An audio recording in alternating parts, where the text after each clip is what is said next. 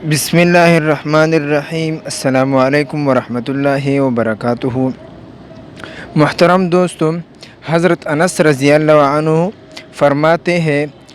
وہ روایت کرتے ہیں حضور اقدس صلی اللہ علیہ وسلم سے کہ رسول اللہ صلی اللہ علیہ وسلم نے فرمایا کہ جب کسی شخص کا انتقال ہو جاتا ہے اور اس کا جنازہ قبرستان لے جایا جاتا ہے تو اس وقت میت کے ساتھ 3 چیزیں قبر تک جاتی ہیں۔ ایک عزیز و اقارب جو اس شخص کو دفن کرنے کے لیے جاتے ہیں،